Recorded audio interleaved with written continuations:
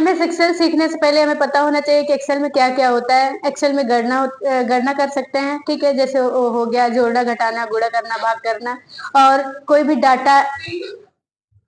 Data को store करना है, जैसे एक एम्प्लॉयज का डाटा हो गया, स्टूडेंट का डाटा हो गया, वो सब हमको स्टोर करना है तो एक्सेल का यूज कर सकते हैं। देखो क्या सीखा आपने, MS वर्ड। MS का फुल फॉर्म होता है माइक्रोसॉफ्ट, ठीक है। अब MS ऑफिस के कितने पार्ट्स होते हैं, मतलब कितने भाग होते हैं? 4, ठीक। मेन तो 4 ही होते हैं, लेकिन वैसे करके 6-7 हैं, ठीक है। मेन 4 होते हैं जो यहाँ पे बताया जाता है। सबसे पहला है क्या, MS वर्ड, जो कि हमने बता दिया है, MS वर्ड, ठीक है। MS वर्ड हो गया। दूसरा हो जाए पेंट का गिनती नहीं लेते हैं। क्यों नहीं लेते हैं? क्योंकि उसमें सिर्फ माउस कंट्रोलिंग के लिए बताया जाता है, ठीक है। तो MS यहाँ पे लिखते हैं MS एक्सेल, ठीक है। फिर उसके बाद आता है MS पावर पॉइंट, जिसको शॉर्ट में बोल सकते हैं पावर PNT, ठीक है। सर्च के लिए वो हो जाएगा पावर पॉइंट। और चौथा हो जाता है यहाँ पे MS एक्सेस, ठीक है। हाँ, एक्सेस। MS का फुल फॉर्म होता है इसको बोल सकते हैं हम Microsoft Word, Microsoft Excel, Microsoft PowerPoint, Microsoft Access. हमने इसमें क्या सीखा था, MS वर्ड में जो भी हम काम करते हैं उसको बोलते हैं वर्ड डॉक्यूमेंट। इसको क्या बोलते हैं? एक्सेल वर्कशीट, ठीक। जिसमें हम काम करते हैं उसको बोलते हैं वर्कशीट, वर्क एरिया बोलो या वर्कशीट बोलो, ठीक है। और पावर पॉइंट पे हम जो काम करते हैं, जिस पे काम करते हैं, उस पेज को हम बोलते हैं स्लाइड। और इस पेज को बताएंगे जब हम पढ़ाने लगेंगे तब, ठीक है। इसको हमने इसलिए एक्सप्लेन किया है क्योंकि पता होना चाहिए ना वर्ड को, जिसमें हम काम करते हैं वर्ड में उसको क्या बोलते हैं, एक्सेल में जो काम करते हैं उसको क्या बोलते हैं। MS एक्सेल है क्या, ठीक है। MS एक्सेल स्मार्ट एप्लीकेशन है। तो अगर हमें MS एक्सेल में कोई भी गणना करना है तो जैसे एक प्रकार का हो जाता है डाटा स्टोर करना, ठीक है। तो कोई भी डाटा हमें स्टोर करना है तो हम MS एक्सेल में कर सकते हैं। जैसे हो जाएगा जोड़ना, घटाना, गुणा करना, भाग करना, तो ऐसे करके हम MS एक्सेल में फॉर्मूलाज यूज कर सकते हैं, ठीक है। तो क्या बताने वाले थे भूल गए। तो सबसे पहले हम बनाते हैं क्या, हमें पता होना चाहिए ना। आर्ट वैसे आता नहीं है, देख लो बना रहे हैं। ये है कंप्यूटर, इधर से आता है ये है कीबोर्ड, ठीक है। काफी बड़ा बना रहे नहीं, सही है। ये है कीबोर्ड, ठीक है। ऐसे करके बना देते हैं।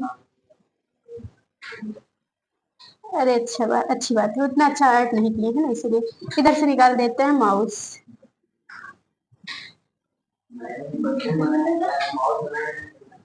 अरे जो बन जाए सब सही, उल्टा माउस बन रहा है, ठीक है।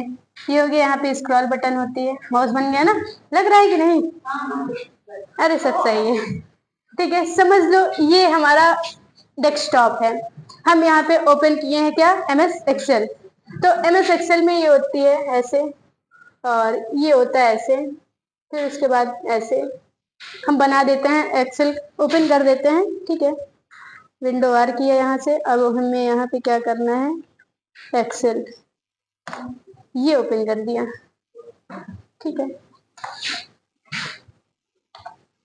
ओपन कर दिया, इसमें ये बॉक्स होता है,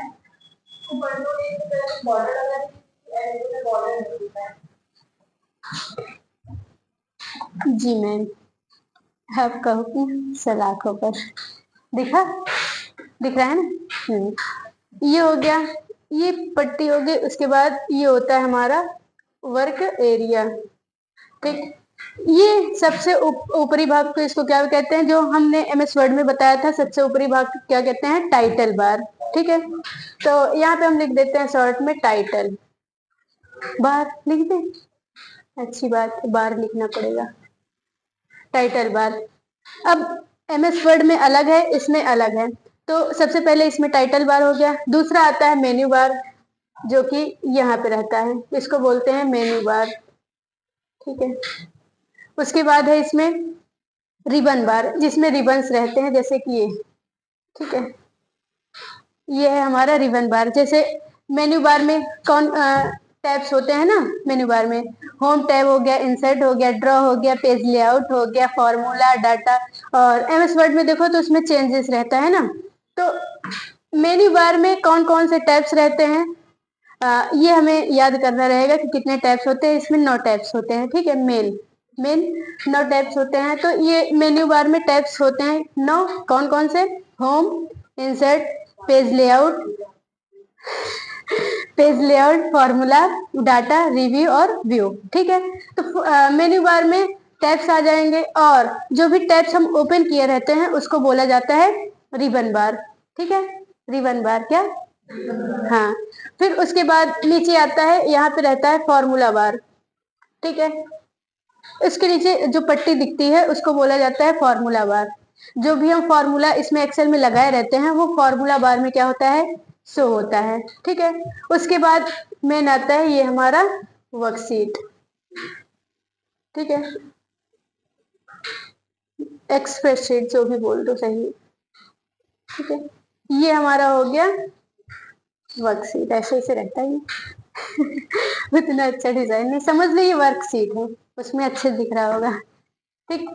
अब हम इसमें जो भी काम करते हैं, जैसे इस बॉक्स में हमें नंबरिंग लिखना है, ऐसे नहीं बताएंगे अब इसमें हमें समझना है रो और कॉलम।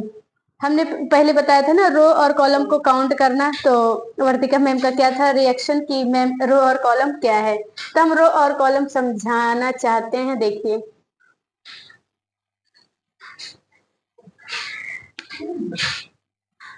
ठीक है, तो हमें रो और कॉलम समझना है। वर्टिकल में हमारा कॉलम रहता है और हॉरिजेंटल में रो रहता है। कैसे? देखो, ऐसे करके हम लाइन खींचेंगे तो इसको बोल देंगे कॉलम। ऐसे किया, अब ये क्या हो गया? एक कॉलम हो गया। रो जब करेंगे ये हॉरिजेंटल है, तो ये हो जाएगा क्या? रो। अब रो और कॉलम को मिला करके क्या बनता है?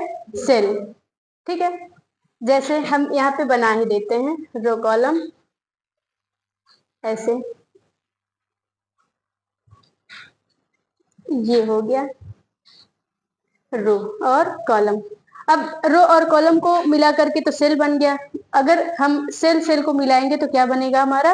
रेंज, ठीक है। तो हमें रेंज बनाना है। रेंज के बाद आता है वर्कशीट। पहले रो बनता है, फिर कॉलम रहता है, फिर उसके बाद सेल आता है, सेल के बाद रेंज आता है, रेंज के बाद वर्कशीट आती है, ठीक है। तो वर्कशीट कब बनेगी? पहले रो कॉलम मैच होगा, फिर उसके बाद सेल मैच होगा, उसके बाद वर्कशीट बनेगी, ठीक है। तो इतना समझ में आया रो और कॉलम क्या होता है, सेल क्या होता है। सेल क्या होता है? रो और कॉलम से जो मिलकर बनता है उसको सेल कहते हैं। और रेंज क्या होता है? रेंज अनेक सेल ये जो डिब्बा देख रहे हैं ना, इसको सेल बोलते हैं, एक सेल। वहां पे प्रैक्टिकल बात भी बताएंगे, ठीक है। तो ये जो बॉक्स दिख रहा है इसको एक बोलते हैं सेल। अब 1 2 3 4 5 6 छह मिला करके अगर हम कर देंगे 12, तो ये 12 पूरा अगर हमें इसको मर्ज करना है तो एक ये हो जाएगा हमारा रेंज, ठीक है। अनेक सेल मिला करके अगर हमें बनाना है तो वो बन जाएगा रेंज। एक एक करना है तो एक एक गिनोगे तो उसको सेल माना जाएगा, इकट्ठा गिनोगे तो उसको माना जाएगा रेंज, ठीक। समझ में आया? उसके बाद तो इतना समझ में आ गया ना।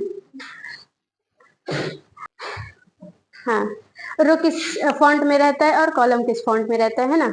तो हमारा जो रो है वो ए में 1 2 3 में रहता है, और कॉलम जो रहता है वो ABCD में रहता है। कैसे? देखो बता रहे हैं। तो ये हो गया हमारा ए, ये हो गया 1, ये हो गया 2, ये हो गया 3, ये हो गया 4, ये हो गया 5। यहाँ पे ABCDEFG,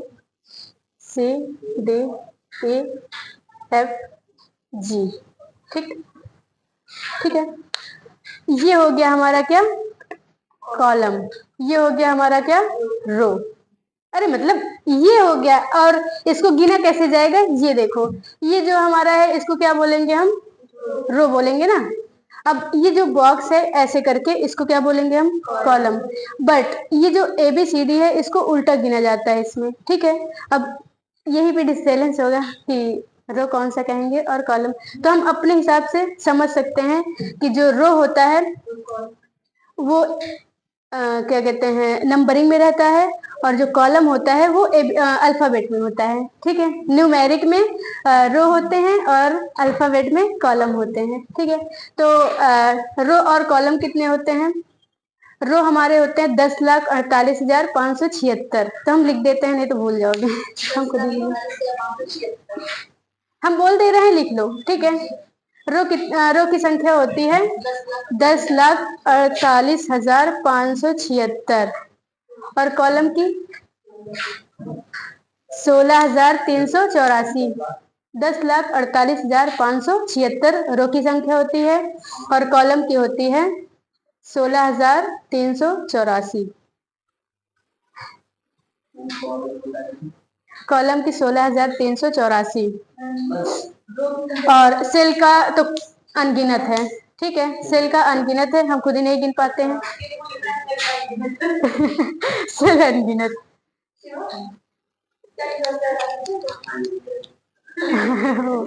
सही है, अनलिमिटेड, सही है। तो इतना समझ में आ गया।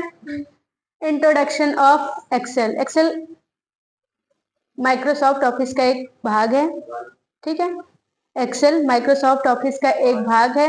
एक्सेल एक स्मार्ट एप्लीकेशन है जिसमें हम गणना कर सकते हैं, एक प्रकार का डाटा स्टोर कर सकते हैं। डाटा कैसे किसका स्टोर कर सकते हैं, जैसे एग्जांपल में है स्टूडेंट या एम्प्लॉय हो गया, टीचर का ही हमें क्या निकालना है, इसमें क्या कहते हैं एब्सेंट लगाना है, तो वो होता नहीं है, क्या कहते हैं हमें डाटा मैनेजमेंट करना है तो एक्सेल में कर सकते हैं, ठीक है।